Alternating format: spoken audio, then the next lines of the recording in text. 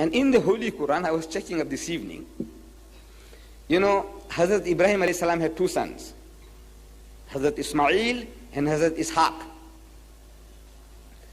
And Allah Bari Ta'ala is describing Hazrat Ismail as Ghulaman Halima.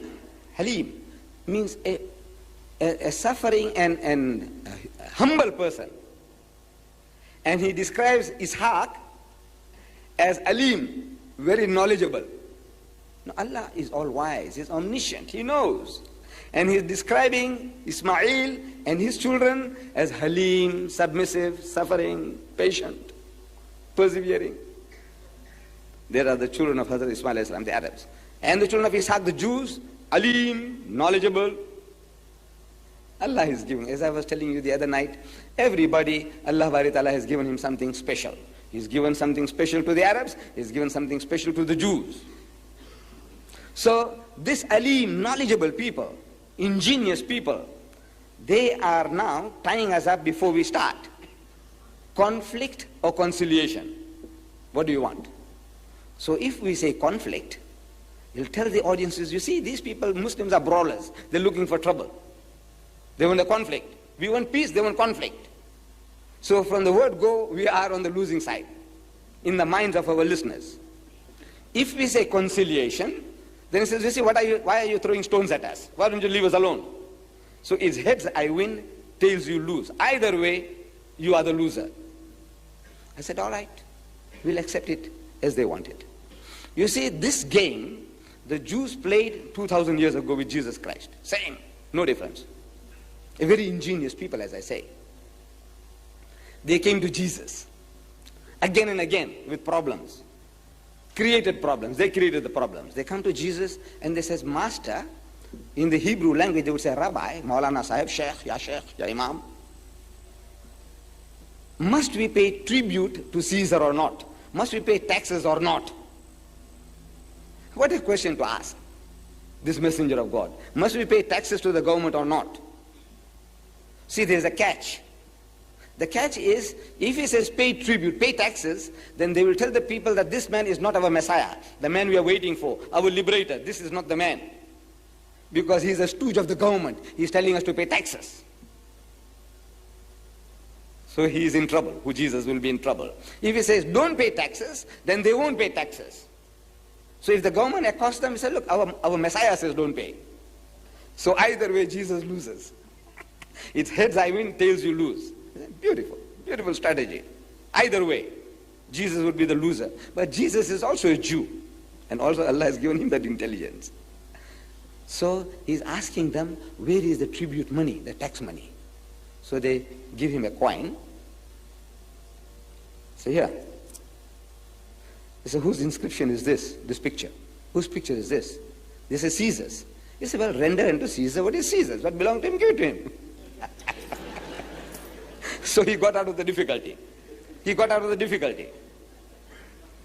I am only demonstrating how ingenious Allah has made these people. You can never win against a Jew in any type of written document you get into it. Or in a discussion or a dialogue. It's very difficult. They come to Jesus again. According to their own records, the Christian record. Now they bring a woman. They catch her and they bring her. They say, you know, Master, this woman, we caught her in the act of doing zina, adultery. What must we do to her? So if he says, stone her, they'll stone her. Because that was a law. In the Torah, it says the adulterer and the adulteress must be stoned to death. So if he says stone her, they'll go and kill her. And adultery was not a capital crime in the Roman Empire.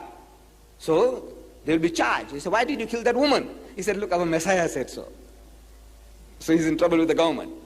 If he says, let her go, then they say, see, this man is not a man of God. Because of the Torah says that the adulterer and the adulteress must be stoned to death. So again, heads I win, tails you lose. Both way, poor Jesus loses. So what does he do? Again, he's also a Jew. Allah has also given him that intelligence. So he says, let him who's free from sin cast the first stone.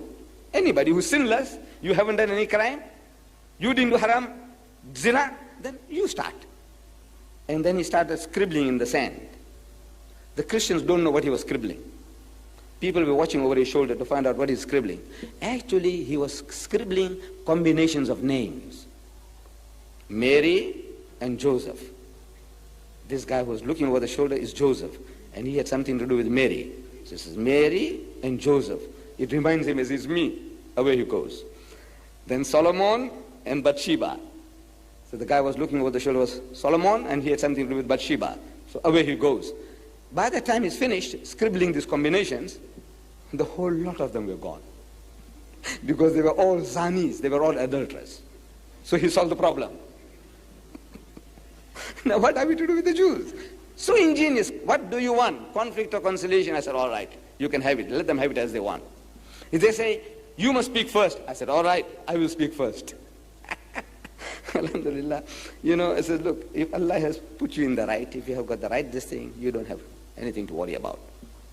So we had a debate with Dr. Lottam of the Israeli embassy in Pretoria and myself. It was a fantastic meeting. It was videotaped.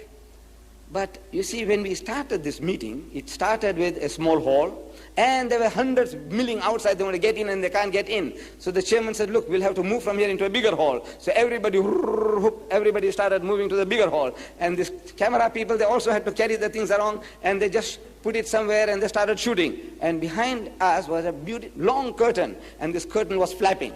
And these things here, you know, they're so sensitive that they are effective to any type of light change. So the camera is also doing that. As our eye would do, these lenses are also doing the same thing. And so the film was not so grand, so we didn't promote it, but it was a fantastic meeting that we had.